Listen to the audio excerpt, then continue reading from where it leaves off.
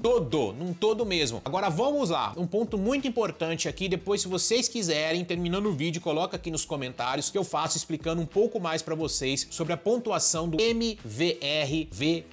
Esse é o quarto ponto que nós temos que olhar essa semana dentro do Bitcoin, porque é uma das principais métricas também que eu gosto de verificar dentro do on-chain, as métricas mais quentes do Bitcoin, que acabou de cruzar, que é sem dúvida seu nível mais importante. Para você ter ideia, em 25 de julho, hoje, eu tô até datando isso daqui no vídeo, hein? A pontuação do MVRVZ do Bitcoin retornou ao território negativo após uma breve semana acima desse indicador, caindo na zona normalmente reservada para fundos de preços macro. É um indicador realmente bem complexo que cabe vídeo aqui no canal para você entender. Por quê? Anotem aí, tome nota. MVRVZ mostra como o Bitcoin sobrecomprado ou sobrevendido é relativo ao valor justo e é popular graças à sua incrível capacidade de definir preços mínimos no Bitcoin. Seu retorno então pode sinalizar um novo período de pressão, para vocês terem ideia, no preço, já que a precisão de captura de fundos tem uma margem de erro em 2 semanas. Eu sei, é um indicador complexo, mas depois você volta o vídeo e assiste mais uma vez. No início de julho, para você entender, tinha indicadores aí de várias pesquisas também mais afuniladas, que eu até anotei aqui, informando sobre o MVRVZ, prevendo um cenário de 15.600 dólares no pior dos casos para o Bitcoin, um pouco acima do que eu falei para vocês na casa de 14 mil dólares. Então esse é um indicador muito importante que nós também temos que ficar de olho. Agora, a quinta coisa que nós precisamos olhar para o Bitcoin nessa semana e para o mercado aí num todo é o quê? O sentimento tá esfriando de máximas aí nos últimos meses, então tá bem complicado para todos os mercados, principalmente para o mercado de criptomoedas. A semana passada pode ter sido um breve período de uma exuberância irracional, tava tudo ruim e o Bitcoin e as criptos estourando a tampa da panela, subindo demais, galera. Então isso daí tava um pouco estranho. Os números mais recentes, para vocês terem ideia, do Crypto Fear Green Index mostram realmente um declínio constante, para você ter ideia, em relação ao que tem sido o sentimento mais positivo do mercado desde abril. No dia de hoje aqui que eu tô gravando, para você ter ideia, o índice estava em 30/100, ainda dentro do índice. Esse daqui é um índice que vai medir também o medo, para você ter ideia. 30/100, ele ainda estava dentro do índice do medo, impulsionando um clima até mais ameno, vamos falar assim, mas ainda é muito importante ressaltar que ele estava 5 pontos acima da faixa do medo extremo, que é bem mais complexa, que o mercado aí passou alguns dias a operar dentro desse indicador. E assim, o sentimento, no entanto, que faz com que tenha um grande retorno, né, no mercado vendo isso daí. Para você ter ideia, o indicador do medo passa sim, termômetro que nós podemos chamar do que pode vir a acontecer no mercado, porque ali a gente sente os investidores de varejo, os institucionais, o que tá pegando pro lado deles nesse momento aí que realmente o mercado está numa crise caótica mundial. Então nós temos que ficar de olho, dar uma pesquisada nesse indicador também do medo para você poder saber um pouco mais desse indicador que é muito fabuloso. E assim, é um momento para a gente ter cautela, é um momento para a gente poder realmente começar a pensar fora da caixa. Por isso que eu falo, se você quer ter cripto na veia, sabe o que você faz? Lá embaixo do vídeo, vou deixar até nos comentários fixados, você vai ter um negócio fantástico que eu não vou contar o que é. Lê lá, Cripto na Veia, e você vai saber o que eu tô falando, beleza? Mais uma vez aí, meu muito obrigado pelo carinho de cada um de vocês. Diz pra mim nos comentários, eu quero saber de você, qual é a sua expectativa de preço pro Bitcoin essa semana, e vamos aqui agregar cada dia mais conteúdo aqui no canal, conteúdo de valor pra você que me acompanha. Sucesso pra você! Se você chegou agora, já não esquece de se inscrever, ativar o sininho mesmo aqui embaixo, conferir se ele tá ativado pra você receber os meus conteúdos sempre em primeira mão. Já metralha aquele like maroto, vamos que vamos aí, hein? Vamos pra cima! Eu sou o Dr. Pimenta, tamo junto e é só o começo. Valeu!